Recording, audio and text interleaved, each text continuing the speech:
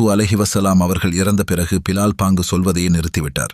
நபி அவர்கள் மரணத்திற்கு பிறகு 2 முறை மட்டுமே அதான் சொன்னார். நபி அவர்களின் நினைவு அதிகம் வருவதால் மதீனாவில் இனியும் தங்க முடியாது என்று டமாஸ்கஸ் நகருக்கு புறப்பட்டார். ஒரு இரவு அவர் தனது கனவில் தூதரை கண்டார். தூதர் அவரிடம், யா பிலால், நீங்கள் என்னை பார்க்க வேண்டிய நேரம் இதுவல்லவா என்று கேட்டார்கள். பிலால் அவசரமாக விழித்தெழுந்து உடனடியாக தனது ஒட்டகத்தில் பாலைவனத்திற்கு புறப்பட்டார். பல நாட்கள் பயணம் செய்த பிறகு அவர் இறுதியாக மதீனாவை அடைந்தார்.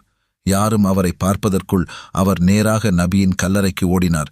அதை அடைந்ததும் கல்லறையில் சரிந்தார். அவர் கல்லறையில் தலையை வைத்து அழத் தொடங்கினார். நான் வந்துவிட்டேன், ஓ தூதரே, நான் வந்துவிட்டேன் என்று கூறினார். அந்த நேரத்தில் நபியின் பேரன்கள் ஹசன் மற்றும் ஹுசைன் வந்தனர். அவர்களை பார்த்ததும் பிலால் எழுந்து அவர்களை இறுக்கமாக அணைத்துக் கொண்டு, ஓ நபியின் கண்களின் ஒளியே என்று கூறினார்.